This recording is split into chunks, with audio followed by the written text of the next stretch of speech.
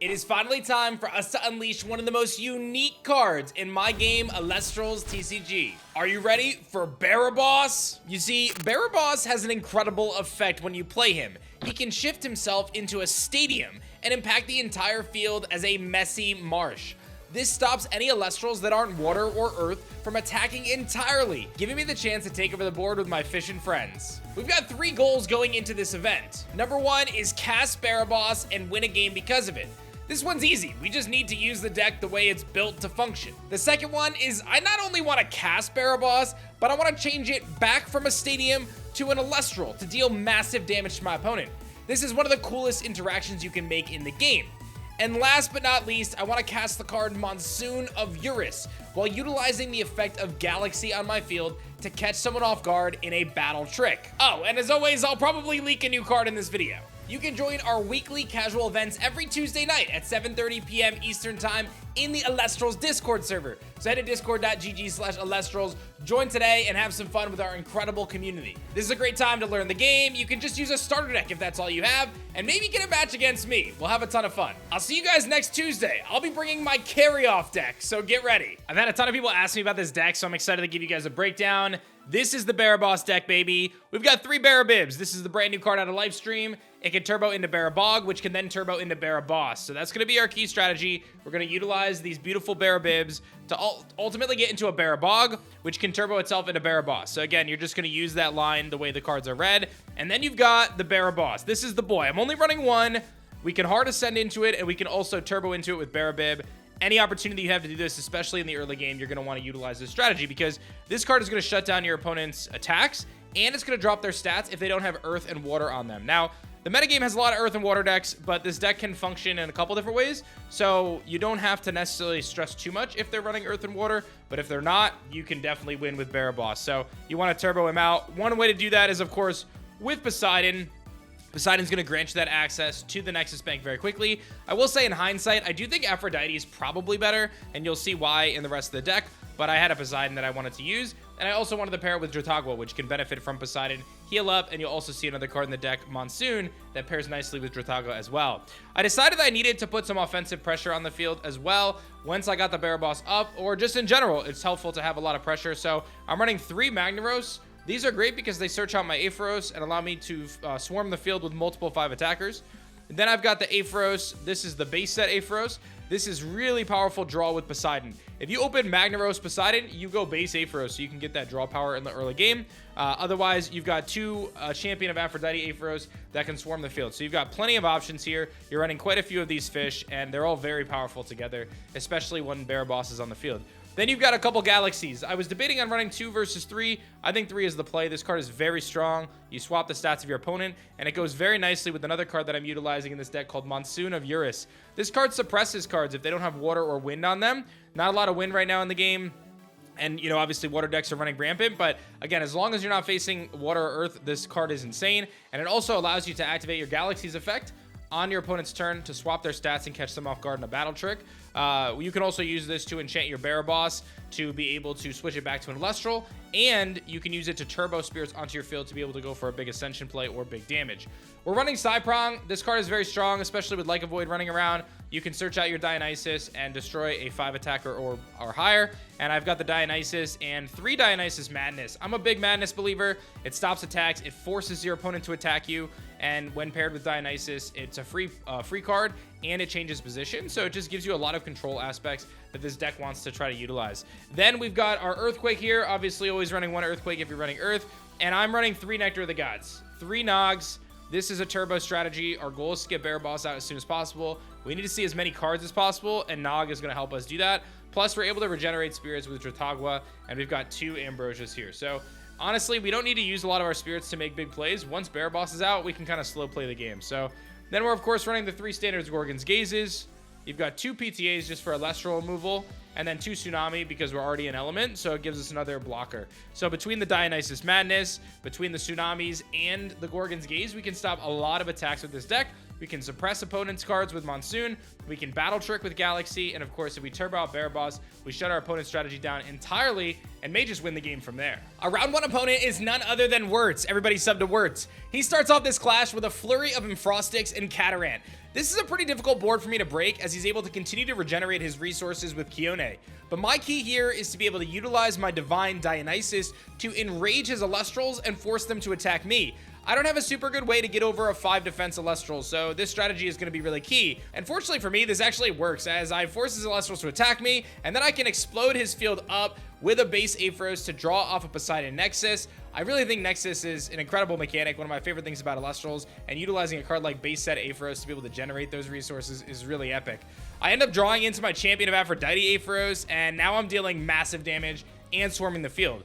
Wirtz is on the back foot, and this allows me to make the power play of ascending my Aphros into my Baraboss and firing off a huge attack for game. I didn't even need to use it as a stadium. Sometimes a big beater is all you need, and Baraboss has some of the highest stats in the game. So a hard ascend is going to get us the W here, but this one was won on the back of some really strategic dazes and enrages. Our first goal of casting Baraboss to win the game is complete. Let's head to round 2. Round 2, we're throwing down against Skullmock, who I had the pleasure of teaming up with to make a card for the trading card game coming out in Sunstrike. We're going to reveal it after our clash, so stay tuned. I open up with the power play of Magnaros into Aphros. This allows me to swarm the field immediately and put on a ton of pressure. Skull goes and casts his Valkyries, and he gets his engine kicked off searching out Hephaestus, the Fire Divine rune. And that allows him to find Torch of Hestia, giving him a 6 attacker that can attack over my Aphros. I immediately click Daze with Dionysus Madness to prevent him from utilizing his attack with Torch of Hestia to prevent him from getting that Foretell. I then find my Cyprong, which is going to hit the field and allow me to find my own Divine Dionysus, who is going to already put in more work. This effect to target my Cyprong with a Daze to destroy the Valkyries is no problem for me, and we can take down his biggest threat. But this is a fire deck, and of course, he's going to cast out a Kinleo to target and destroy my Elestrals. I'm able to slow it down with Dionysus Madness again, and I can change his position to defense, reducing some of the risks that I may face of him utilizing a card like Argo. I continue to dominate the field with my Rams and Fish, and I ultimately drop an Earthquake to clear his Smoltuga in the late game, which clears path for victory. Now let's leak Skullmock's new card in Sunstrike, Lutrax. I'm quite excited about Lutrax. This little lava draconic otter is adorable, one of the coolest designs we have in Elestrals, and its effect is very neat as well. It's going to pair nicely with Hestia. It's going to allow you to debuff your opponent's Elestrals and allow your Fire Elestrals to take control of the field in a big way. This card has a lot of potential, and there's a few cards that support it in Sunstrike that I think you guys will be excited to see in the near future. If you guys like Lutrax, make sure you guys leave a comment down below and let me know what you think. Headed into round 3, we are taking on MG1. I've actually played this guy at locals in Connecticut, and he's a great player, so I was super excited for the challenge. He's gonna start this off with the dreaded Werepup, and I know I'm in trouble. Fortunately for me, I'm holding an Earthquake in hand, and I have to make a tough decision. Do I take out the Werepup on my turn and prevent him from going for the full moon, or do I wait until he gets the Lyca Void out and then use the Earthquake to take out the Lyca Void?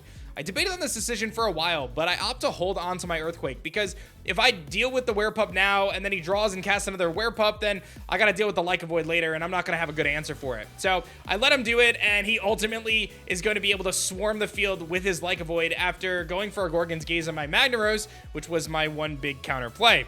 I get whacked for a ton of spirits, and then I cast another Magnaros and I get Pandora's Boxed. I go for an Earthquake and I'll clear his Lyca Void off the field. I'm able to trade a little bit and get rid of some of the wolves, but he's got a tremendous field advantage at this point, and my key strategy of swarming the field with Magnaros and Aphros has been stopped twice now.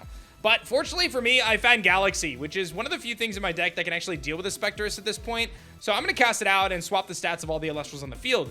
I set myself up for Monsoon of Eurus at this point. I'm hopeful that maybe this Werepup will just attack me, and I can Monsoon my way to victory by swapping my stats again. Unfortunately, MG1 is running some crazy deck with, say, Timber, and he just hard ascends into a misenchanted, say, Timber, which means that while it doesn't have an effect, it's still a 5/8, and swapping its stats would be detrimental to me. So I'll just have to use my Dionysus Madness to daze it and stop it from attacking this turn. It's now or never, though. I have Monsoon face down. I draw, and I just need to go for it. I flip my Monsoon to flood the field with a flurry of rain, and I'm going to get some more Water Spirits out and ultimately ascend my Galaxy into Baraboss. It's finally time. Baraboss is here, and he's going to stay as an Elestral this time. I'm gonna just have to swing for big damage and hope for the best. We do connect on the attack and take out the Timber, and that was huge for me, but MG1 is not done there. He's gonna cast out an Equal Links and utilize Demeter and buff his Elestrals up in a big way, but a crash is all he can do. He can't get past the 9 attack stat of our Baraboss, and we're gonna ultimately take the W here with Baraboss ascending onto the field and dealing massive amounts of damage. No luck on our Monsoon Galaxy battle trick, but we made it work anyway for an Ascension, and we're currently sitting at 3-0, but we haven't played Baraboss as a stadium yet. We have one final match to do so, and it's against one of our head judges, Giant Skyhawk. I let Isaac know that he's one of my favorite people in the whole world of Elestrals. The guy's super awesome, and he's a great judge, and he's gonna fight me down with his bears, baby. So we got bears versus Baraboss. He kicks this one off with Ursicle, meaning we're in for a very hard time.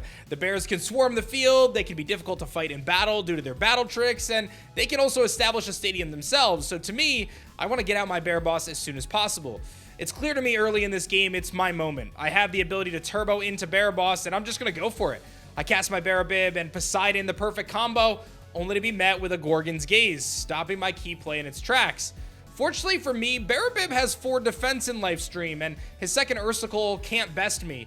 I know he's able to continue to find the resources he wants, but if he can't take out my Barabib this turn, it's unlikely he has a second Gorgon's Gaze to stop me again. I'm gonna make the play. I turbo it into a stadium, and Skyhawk has no choice but to start to dig through his deck to find the answers that he needs to deal with Baraboss, the stadium. Now, all of his Elestrals that are not water or earth enchanted are losing 3 attack and 3 defense immediately, and they can't attack anyway. But Isaac has a few plans and tricks up his sleeve. He's gonna cast out his Narpoon, one of the few Elestrals on his team that can navigate around my Baraboss. He's gonna be able to hit me for direct damage, and I'm gonna be able to get out my Aphros and take out his Ursicle. But now he's got his biggest threat of all time. It is the Lavalith hitting the field, one of his few Elestrals that can remove my Stadium Rune. He targets Baraboss, and this is gonna ruin my entire game plan. But fortunately for me, because Isaac hadn't put any pressure on the prior turns, I'm able to flip my Gorgon's Gaze, rendering his Lavalith useless. We're gonna trade back and forth, saving resources each way, trying to find a way to win. I have to be mindful of some of his battle tricks, like Frostbite and Don't Poke the Bear, and he has to figure out a way, how does he beat my Baraboss? We identify he has a secret. It's Ursier, champion of Hestia. This Ursier is gonna burn me every time he casts out an Ursa Celestial, which means I'm in big trouble if I can't deal with it quickly. He's gonna make the biggest play yet. He's gonna use all of the spirits on his field to get out a water enchanted Ursier, able to play around my Baraboss and burn me for 1 every turn. Fortunately, I have another Gorgon's Gaze ready to rock, but I'm gonna trap because I can't just attack this Ursier.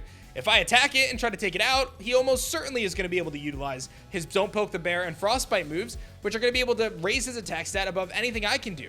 It all comes down to this last draw.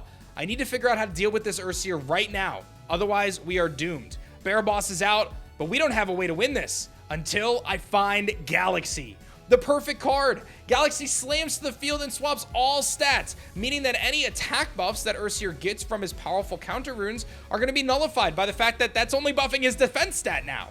Then we get to flip out the Monsoon of Eurus. This is going to allow us to enchant our Baraboss with water spirits and move it to our Elestrals row as a fearsome attacker. Baraboss charges ahead and swings for game. We did exactly what we set out to do. Baraboss hits the field as a stadium, nullifies my opponent's strategy, and then in the right moment comes back to the field as an Elestral and swings for game. You couldn't have written it any better. What a crazy night it was at Elestrals night, throwing down against some incredible players utilizing Baraboss. Make sure you guys sign up for next Tuesday's casual night. We do them every single Tuesday. You can use a starter deck, bring a webcam. It's a ton of fun. I'll see you at 7:30 with my carry-off deck next week.